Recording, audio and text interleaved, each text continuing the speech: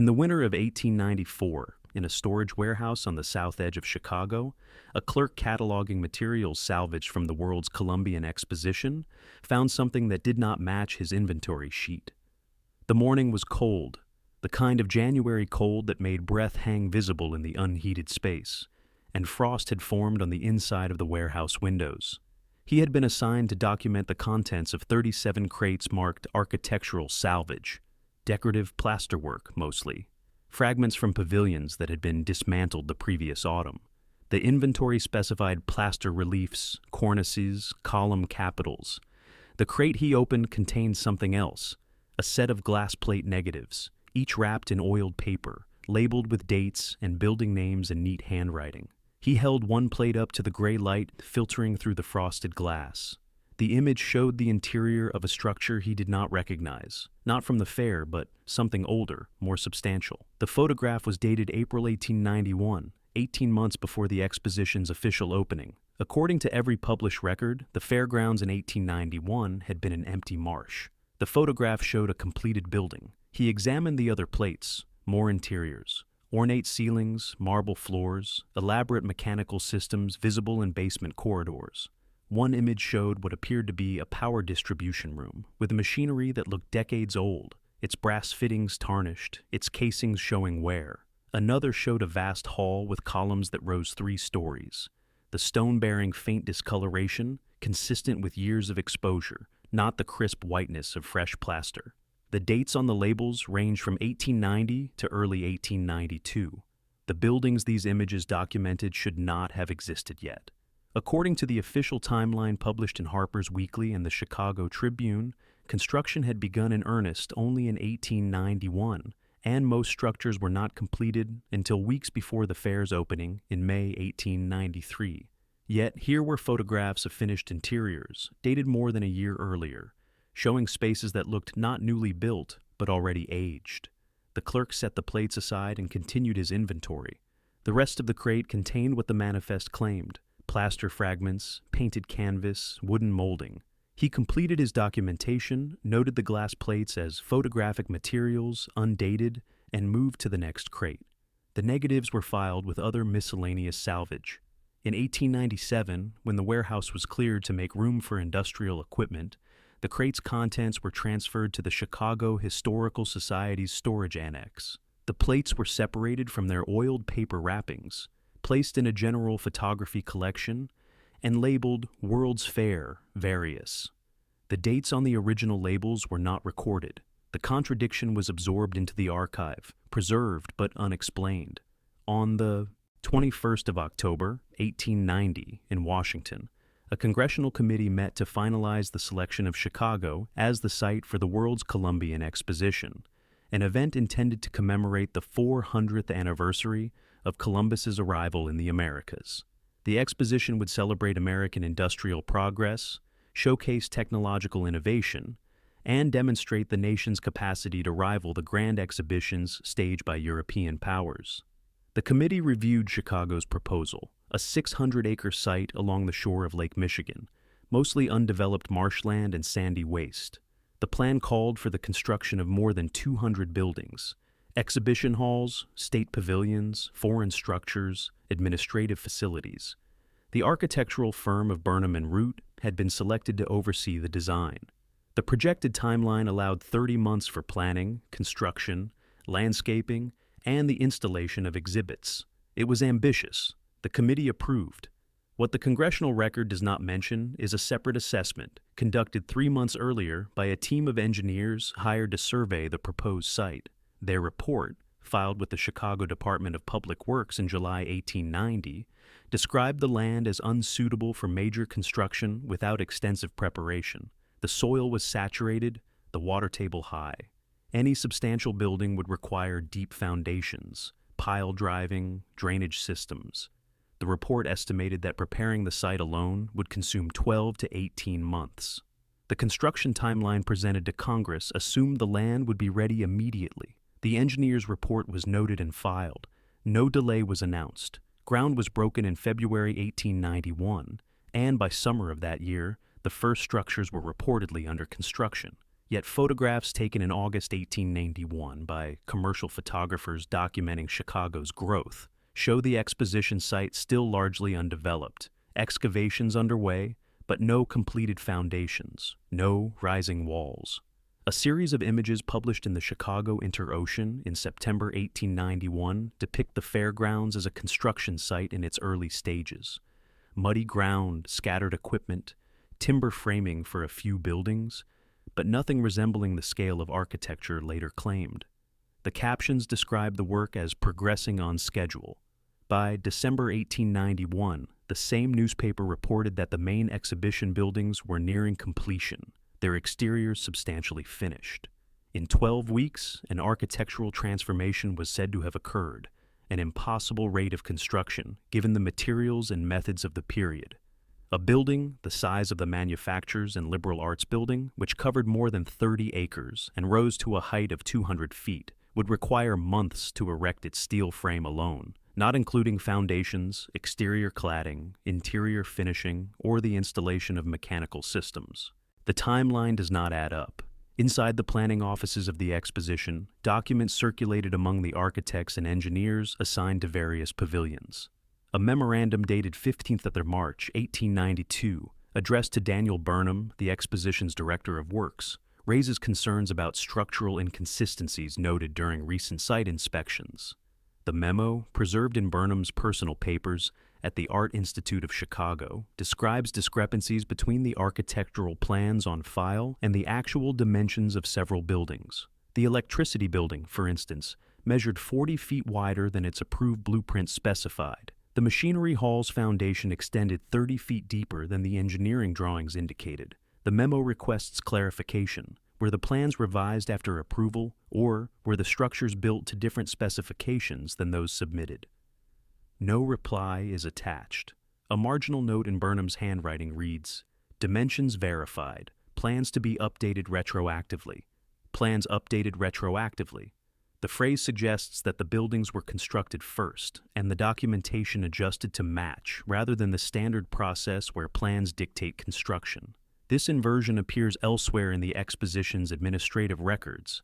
A letter from the fair's chief engineer, dated June 1892, references inherited infrastructure requiring integration into the Exposition's utility systems. The term inherited is not explained.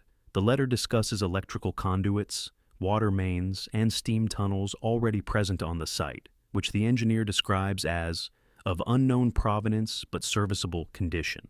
These systems, according to the letter, were connected to the Exposition's newly installed generators and pumping stations, supplementing the fair's infrastructure. Official histories of the Exposition credit its designers with creating a comprehensive modern utility network from scratch, a showcase of cutting-edge urban engineering. The letter suggests otherwise, that significant infrastructure already existed and was simply repurposed. By April 1893, 1 month before the Exposition's scheduled opening, the fairgrounds had been transformed. Photographs from this period show a cityscape of white neoclassical buildings, arranged around lagoons and plazas, landscaped with trees, lawns, and formal gardens.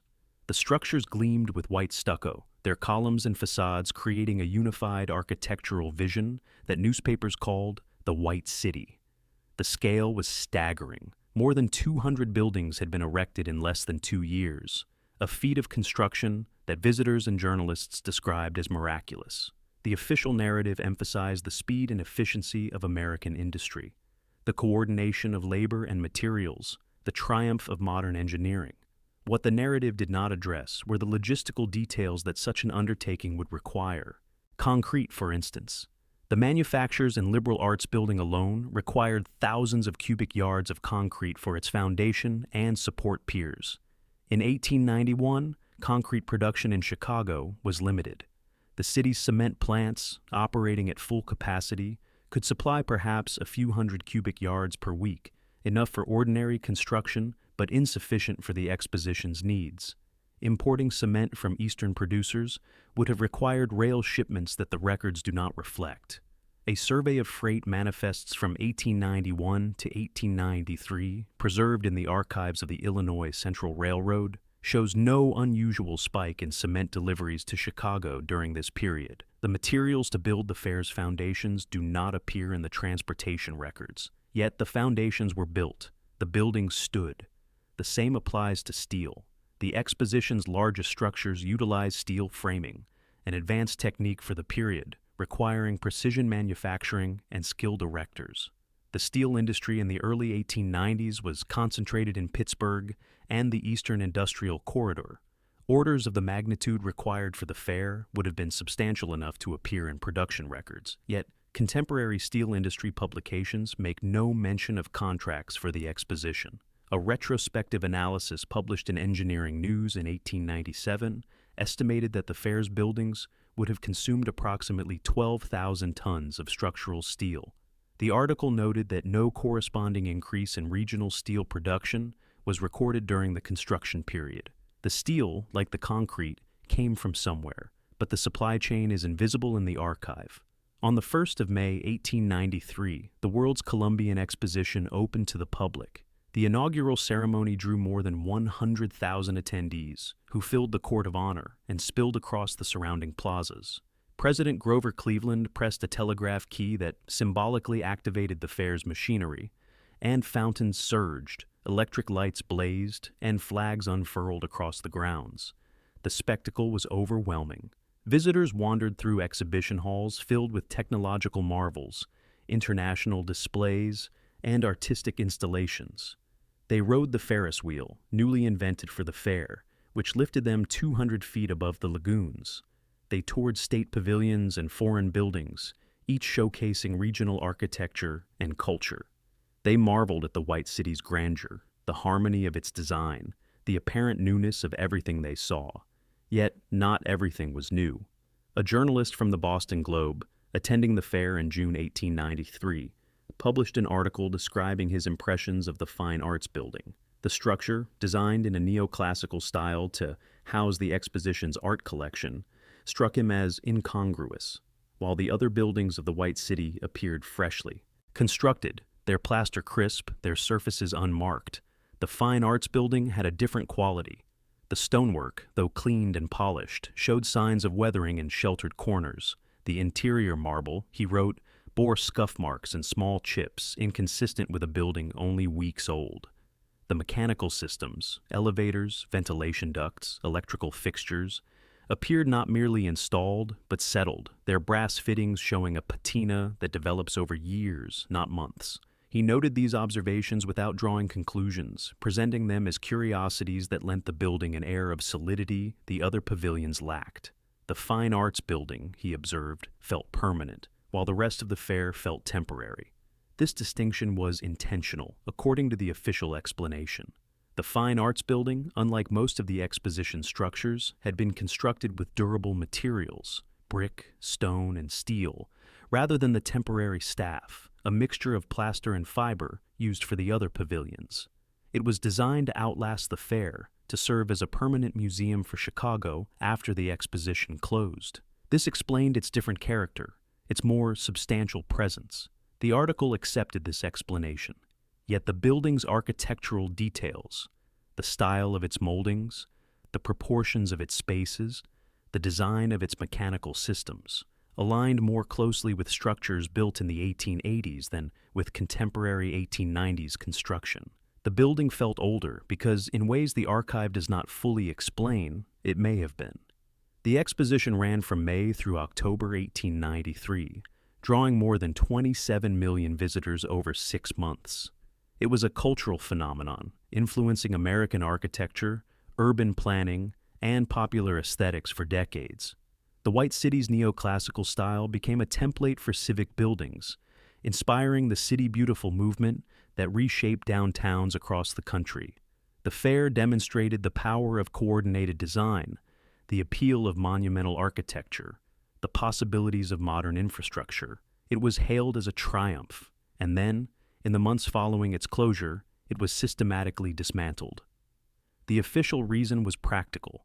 Most of the buildings had been constructed as temporary structures, intended to last only for the fair's duration. Staff, the material used for their exteriors, was not durable.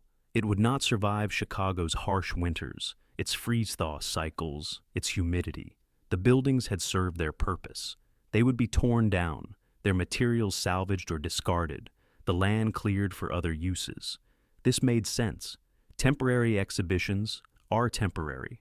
The fair ended and the White City came down. But the speed and thoroughness of the demolition exceeded practical necessity. By December 1893, barely a month after the fair's official closure, crews were already dismantling pavilions. The manufactures and Liberal Arts Building, the largest structure on the grounds, was gone by March 1894. The Electricity Building, the Machinery Hall, the Transportation Building, all demolished within 6 months. The Court of Honor, which had been the fair's architectural centerpiece, was cleared by summer 1894. Only the Fine Arts Building remained, converted into the Field Museum. The rest vanished, and with it, any opportunity for detailed architectural study of the structures themselves. Photographs exist, of course. Thousands of images document the fair's buildings, both exterior and interior. These photographs are valuable as historical records, but they are limited. They show surfaces, compositions, arrangements. They do not reveal construction details, material specifications, or structural techniques. The buildings themselves, once demolished, could not be measured, analyzed, or dated through the methods that would become standard in later architectural preservation. The knowledge embedded in their physical fabric, the evidence of how and when they were built, was lost. A few observers questioned the demolition at the time. An editorial in the Chicago Tribune, published in February 1894, argued that several of the Exposition's buildings could be adapted for civic use, serving as museums, exhibition halls, or public spaces. The editorial noted that the structures, though termed temporary, appeared sound enough to last for years with minimal maintenance. The cost of demolition and site clearance, it pointed out, exceeded the cost of simply leaving the buildings in place. Why tear down structures that could still serve a purpose? The editorial received no official response. Demolition continued. In a letter dated 10th April, 1894, a Chicago architect wrote to a colleague in New York, expressing frustration over the fair's dismantling. The letter, preserved in the architectural archives of Columbia University, describes a visit to the Exposition site during the demolition. The architect observed crews removing not just decorative plaster but underlying structural elements, steel beams, stone foundations, even underground utility tunnels. The thoroughness struck him as excessive. "They are not simply clearing the site," he wrote, "but erasing it, removing every trace as if to ensure nothing remains to contradict the official account." He speculated that the demolition's true purpose was not simply to reclaim the land, but to prevent future examination of how the buildings had been constructed. The letter's recipient replied with skepticism, suggesting the architect was reading too much into routine salvage operations. The correspondence ended there. By 1896, the Exposition site had been cleared and repurposed. The land was transformed into Jackson Park, a public space designed by Frederick Law Olmsted, who had also overseen the fair's landscaping. The park retained the lagoons and some of the fair's pathways, but the architecture was gone, replaced by open lawns and planted groves. The Fine Arts Building stood alone, a solitary remnant of the White City, surrounded by greenery. Visitors to the park, walking where the exhibition halls had stood, found it difficult to imagine the scale of what had been there. The transformation was so complete that within a decade, the fair's architectural presence had faded from living memory, surviving only in photographs and increasingly vague recollections. Those photographs, however, tell a story that official accounts do not. A detailed analysis of images taken during the fair, conducted in the 1980s by an architectural historian studying 19th century construction methods, identified inconsistencies in the building's appearances. The analysis, published in a specialized journal with limited circulation, noted that many structures showed weathering patterns inconsistent with new construction. Cornices displayed erosion in areas sheltered from rain, suggesting that the damage predated the building's placement at the fair. Window frames showed wear around hinges and latches that would have required years to develop. Stone plinths bore staining consistent with long-term exposure to Chicago's industrial atmosphere, staining that could not have formed during the fair's brief existence. The historian proposed that some buildings may have been relocated to the fairgrounds rather than built there, transported from other sites and reassembled. The theory was not widely accepted, Relocating structures of that size would have been a massive undertaking, requiring documentation that does not appear in the archives. Yet the physical evidence in the photographs supports the possibility. On the 19th of July, 1894, a fire broke out in the remaining structures of the Exposition site. The blaze, fanned by strong winds off Lake Michigan, consumed several buildings that had been slated for demolition but not yet torn down. The fire was attributed to vagrant activity, transients seeking shelter in the abandoned pavilions, carelessly lighting fires for warmth. The flames spread rapidly through the building's dry wooden frameworks and plaster exteriors. By morning, what the demolition crews had not yet removed, the fire had finished. The official report, filed with the Chicago Fire Department, described the incident as unfortunate but ultimately insignificant, as the structures had been scheduled for removal regardless. The timing, however, was notable. The fire occurred days before a planned architectural survey of the remaining pavilions, organized by a group of Chicago engineers interested in studying the fair's construction techniques. The survey was canceled. The buildings were gone. In the decades that followed, the world's Columbian Exposition was remembered as a cultural milestone, a moment when America demonstrated its capacity for grandeur and innovation. Architectural historians praised the fair's neoclassical design, its influence on civic architecture, its demonstration that coordinated urban planning could create spaces of beauty and function. The exposition became a case study in successful large-scale project management, an example of what could be achieved through collaboration between architects, engineers, and administrators. Books and articles celebrated the vision of Burnham and Root, the artistry of the designers, the skill of the craftsmen who realized the White City. The narrative was one of triumph, progress, and the power of American ambition. What these accounts minimized or omitted were the practical impossibilities embedded in the official timeline. The quantity of materials required, the speed of construction achieved, the complexity of systems installed, all exceeded what the technology and industrial capacity of the early 1890s could reasonably accomplish in the time available. Modern construction projects of comparable scale, with advanced equipment and streamlined logistics, require years of planning and execution. The fair was built, according to official records, in less than 2 years, using methods that should have taken far longer. This contradiction has been noted by researchers, but never satisfactorily explained. The usual response is to cite the dedication of workers, the efficiency of management, the motivation provided by the approaching deadline. These are not explanations. They are assertions of exceptionalism, claims that this one project, uniquely, transcended the normal constraints of physics, logistics, and labor. In 1933, Chicago hosted another World's Fair, the Century of Progress Exposition, commemorating the city's centennial. The event ran for 2 years, 1933 and 1934, and was staged partly on the same lakefront lands that had held the 1893 fair. The 1933 exposition's planners referenced the earlier event as a model, attempting to recreate some of its grandeur. But the 1933 fair looked nothing like the White City. Its architecture was modernist, angular, colorful, emphasizing technological progress over classical aesthetics. The buildings were explicitly temporary, constructed from inexpensive materials, designed to be dismantled after the fair closed.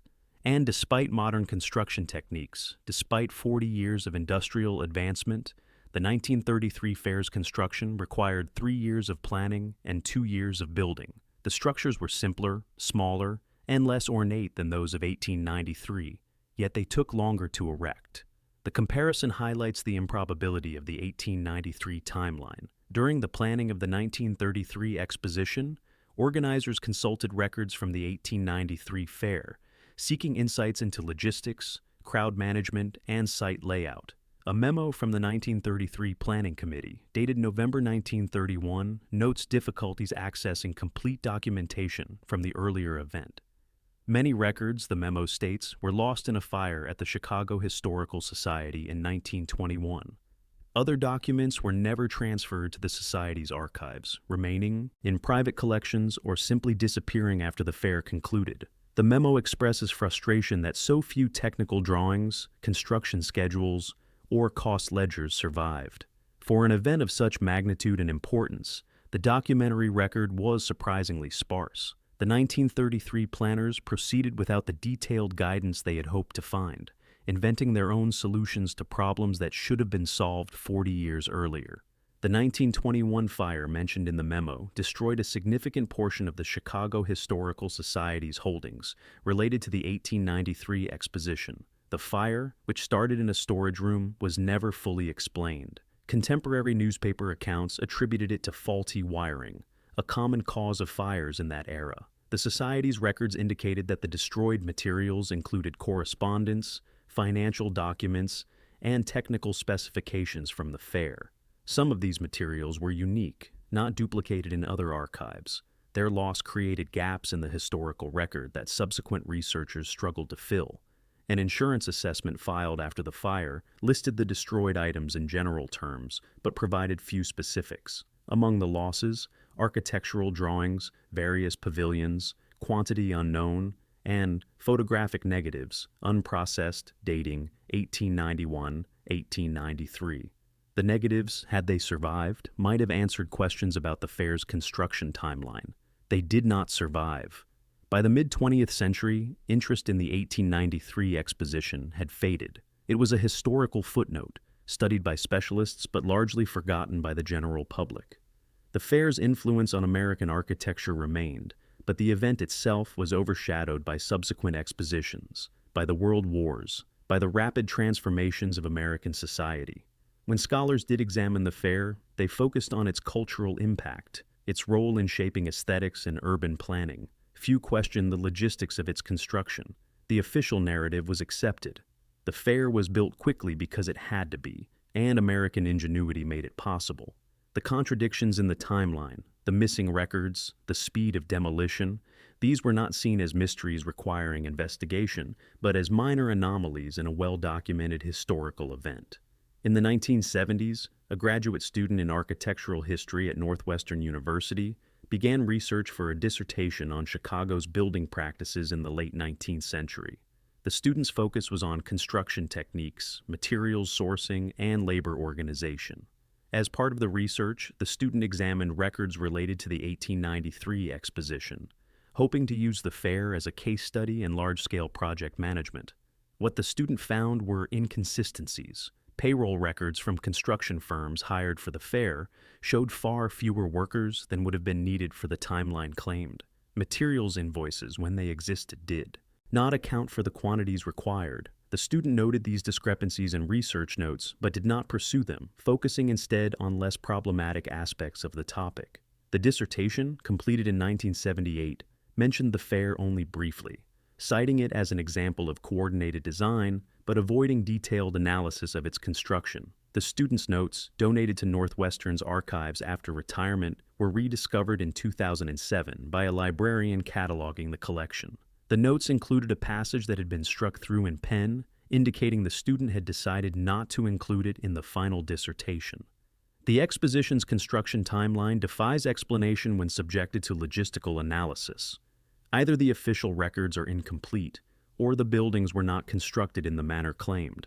A third possibility, which I hesitate to entertain, is that substantial portions of the fair's architecture existed prior to the announced construction period and were integrated into the Exposition's design without full disclosure. The passage suggests the student recognized the problem, but chose not to pursue it, perhaps aware that challenging the accepted narrative would jeopardize academic credibility. On 12th of September 2003, during renovations to the Museum of Science and Industry, the building that had been the Fine Arts Building of the 1893 Exposition, construction workers removing flooring in a basement storage area discovered a sealed chamber beneath the foundation. The chamber, accessed through a concealed hatch covered by later concrete work, contained wooden crates filled with documents and artifacts. The museum's administration was notified, and a curator examined the materials. The crates held correspondence, ledgers, and photographs related to the Exposition, some dated before the fair's official construction period. One ledger, labeled Infrastructure Inventory, 1890, listed utility systems already present on the site: water mains, gas lines, electrical conduits. The entries described these systems as legacy installations, origin unrecorded, condition serviceable. Another document, a memorandum dated August 1891, discussed the challenge of integrating existing structures into the exposition's design, noting that several buildings could be refaced and adapted rather than demolished and rebuilt. The curator reported the find to the museum's board of directors. After review, the board decided the materials were of historical interest but did not warrant public exhibition. They were cataloged, photographed, and transferred to the Ryerson and Burnham libraries at the Art Institute of Chicago, where they were added to existing collections related to the exposition. A brief mention of the discovery appeared in a quarterly newsletter for museum donors, describing the find as additional archival materials providing insight into the fair's planning process. No detailed analysis was published. The documents remain accessible to researchers who request them, but they have attracted little attention. The questions they raise about what infrastructure existed on the site before construction officially began, about which buildings were adapted rather than built new, have not been systematically investigated. Modern mapping technology offers another perspective on the exposition site. Satellite imagery and historical map overlays allow comparisons between the fairgrounds in 1893 and the same land in earlier periods. A 2015 analysis conducted by an urban geography researcher used georeferenced maps from 1870, 1885, and 1893 to track changes in the landscape. The analysis revealed that portions of the exposition site, particularly in areas where major buildings stood, showed evidence of prior development. Survey maps from 1885 marked several of these areas as improved land or reclaimed, suggesting that the marsh and wasteland described in official accounts had already been partially developed before the fair's planning began.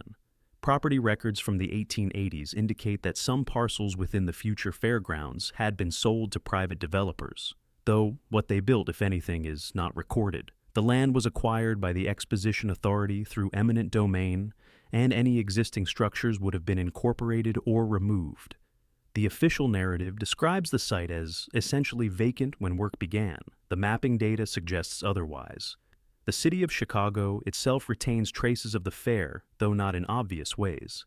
Storm sewers and utility tunnels beneath the streets near Jackson Park follow routes that align with the exposition's infrastructure.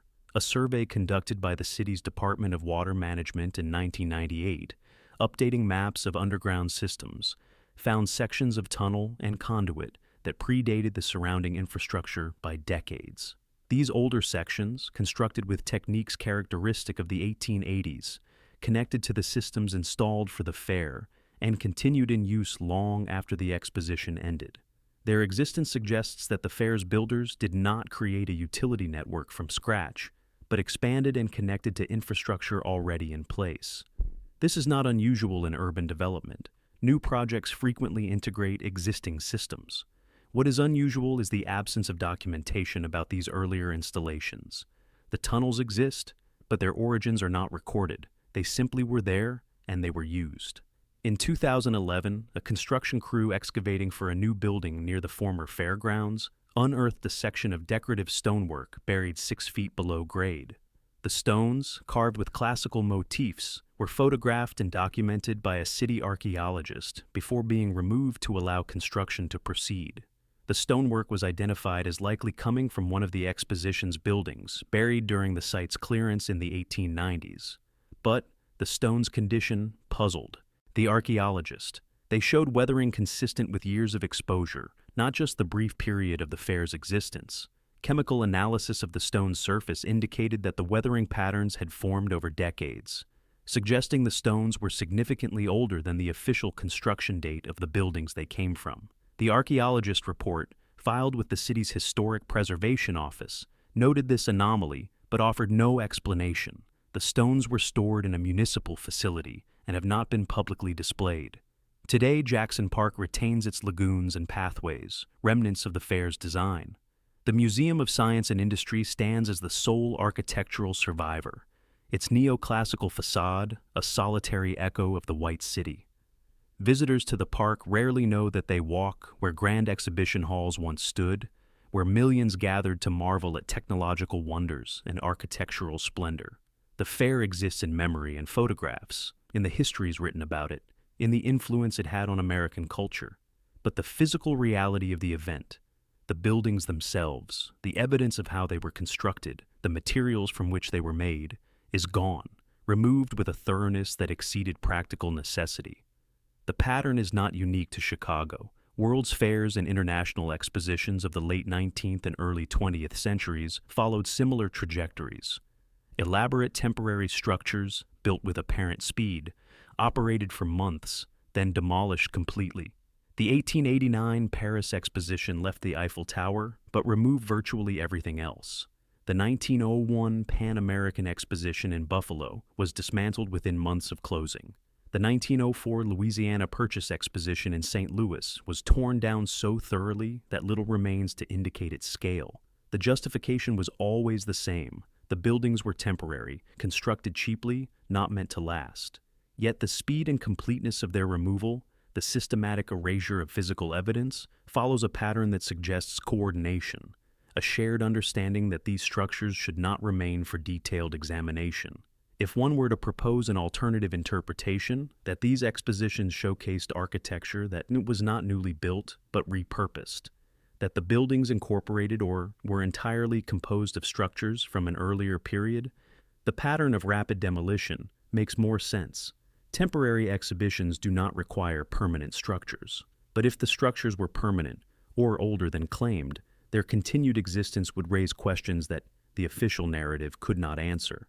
Removing them solved the problem. The expositions would be remembered for their temporary brilliance, and the architecture would exist only in photographs, which show surfaces but not construction details, beauty but not origins. This interpretation is speculative. It lacks the documentary evidence that would make it conclusive, the records that might prove or disprove it, detailed construction schedules, materials sourcing documents, dated photographs of construction in progress are incomplete, lost to fires, neglect, or deliberate removal. What remains are contradictions, timelines that do not align, materials that do not appear in supply chains, weathering patterns inconsistent with new construction, infrastructure that predates the events it supposedly served. These contradictions do not prove a cover-up, but they indicate that the accepted narrative is, at minimum, incomplete. In 2019, an independent researcher analyzing high-resolution scans of 1893 Exposition photographs identified details previously overlooked. Using digital enhancement to examine images at greater magnification than possible with the original prints, the researcher found markings on several buildings, carved dates, inscriptions, decorative elements that suggested earlier origins. One photograph of the manufacturers and liberal arts building's interior showed a cornerstone partially visible behind draped bunting. The stone bore an inscription that, when enhanced, appeared to read 1887. Another image of the transportation building's facade revealed a dedication plaque that, though partially obscured by decorative plaster, showed text inconsistent with the fair's 1893 completion date. The researcher published these findings on a blog dedicated to architectural mysteries, where they attracted discussion but no mainstream academic attention. The images are publicly available. The details are visible. The questions they raise remain unaddressed. The world's Columbian Exposition of 1893 is remembered as a triumph of American ambition, a demonstration of what could be achieved through vision, coordination, and effort. This memory is not false. The fair was ambitious. It influenced the nation's architectural direction. It showcased innovations and inspired millions. But memory is selective, and the official narrative of the fair has been shaped by what was preserved and what was discarded. The buildings are gone. The detailed records are sparse. What remains are photographs, promotional materials, and accounts written by those who controlled the event's presentation. These sources tell a particular story, one of creation from nothing, of rapid construction and temporary brilliance. They do not tell the story suggested by the contradictions in the archive, the impossibilities in the timeline, the systematic removal of physical evidence. That story remains untold, not because it lacks evidence, but because the evidence has been scattered, obscured, and marginalized, to the point where reconstructing it requires questions that challenge accepted historical narratives.